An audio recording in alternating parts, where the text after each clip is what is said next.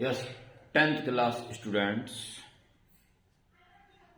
आप में से एक बच्चे अंकित पंत ने दो प्रश्न पूछे हैं फिजिक्स में। दोनों में डायग्राम बना दिए। पहला क्वेश्चन, डायग्राम दे रखा है, consider the scale of volt meter shown in the diagram and answer the flowing questions. 3 questions पूछा है, A B C. Part A में जानना चाह रहा है वो, what is the least count of the volt meter. Volt meter की least count.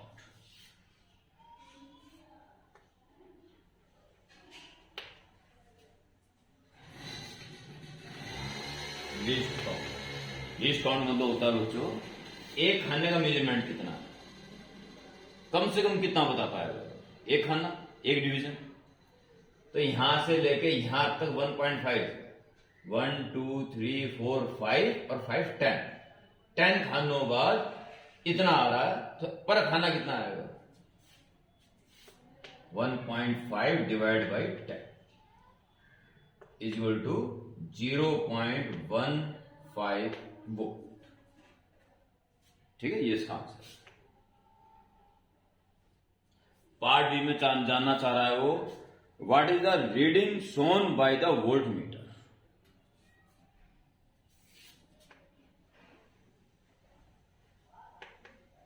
Reading shown,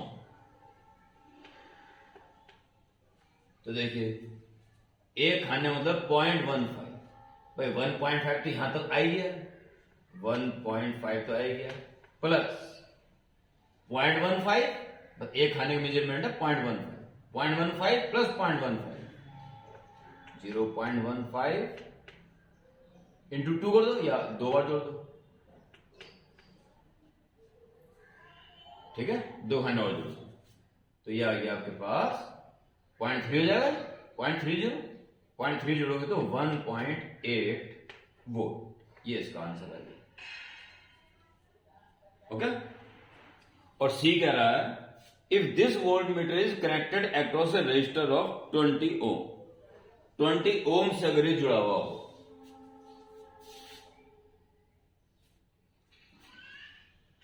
how much current flowing through resistor, तो उससे कितना करंट पास हो रहा है, तो current is V upon R। कितना वोल्टेज शो कर रहा है, 1.8, और कितने रेजिस्टेंस जुड़ा हुआ है, 20 ओम। इतना करंट इस रेजिस्टर में फ्लो हो रहा होगा। तो इसको, इसके लिए आप जैसे मर्जी कर लें, मैं तो कहता हूं 5 से ऊपर इंटू करें और 5 से नीचे करें, तो 5 से करोगे तो 9 आ जाएगा ऊपर, 18 5 90 9.0, और नीचे 100।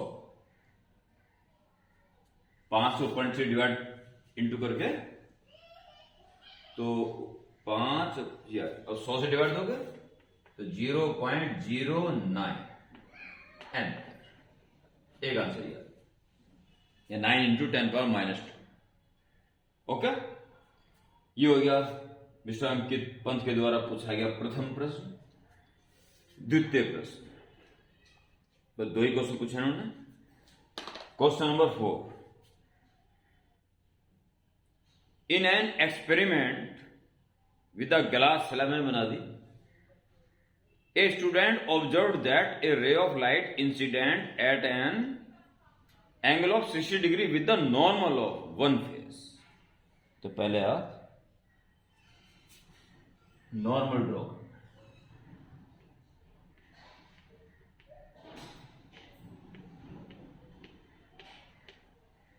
इस नॉर्मल से 60 डिग्री एंगल बनाते हुए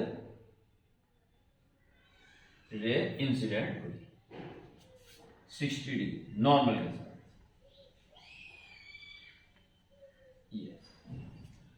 अब आप देखिए, अब सीधी तो जाएगी नहीं, क्योंकि डेंस मीडियम में आ चुकी है, इसे थोड़ी नॉर्मल की तरफ बैंड जाएगी।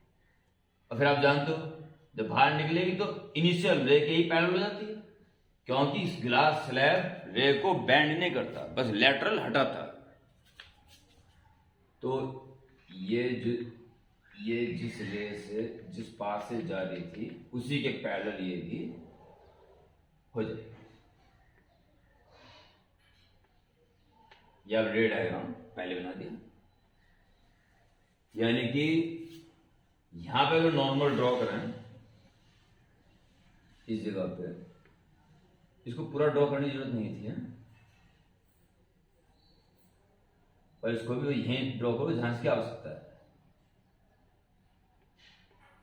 तो 60 है तो इसको भी 60 होना पड़ेगा, तभी इसके पैरेलल होगा, ठीक है। और ये एंगल ऑफ रिफ्रैक्शन बैंड होने के कारण अब 60 से कम हो, और अल्टरनेट एंगल के कारण ये एंगल भी यही होगा जो ये आर, तो ये भी आर। ये डायग्राम बन गया, क्योंकि वो कुछ भी पूछ रहे डायग्राम यही बनेगा। 60 degree with the normal of one face after refraction strikes the opposite face, ठीक है। इसमें से निकलने के बाद दूसरे फेस से टकराएगी, ओके।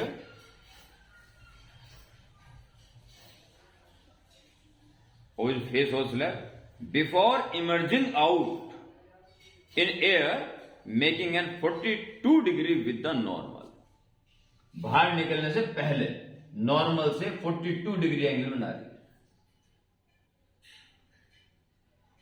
स्ट्राइक हुई और बाहर निकलने से पहले नॉर्मल से 42, तो अल्टरनेट यही 42 होगा।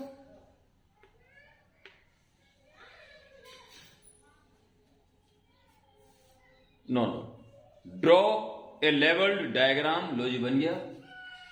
आप इससे ज्यादा इसको P कह दीजिए, इसको Q कह दीजिए, इसको R कह दीजिए और इसको S कह दीजिए, ठीक है।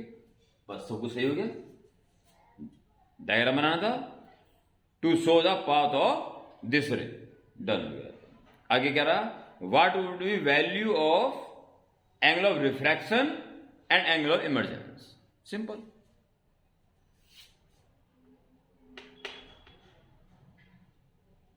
एंगल ऑफ रिफ्रैक्शन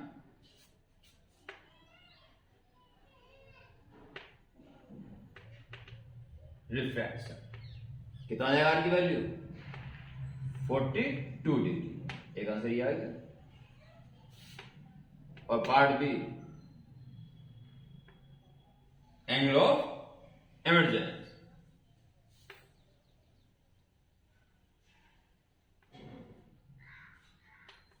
कितना होगा वो, कि लेटरल डिस्प्लेस होता है इससे उसी एंगल से जाए 60 डिग्री, ओके, सिंपल।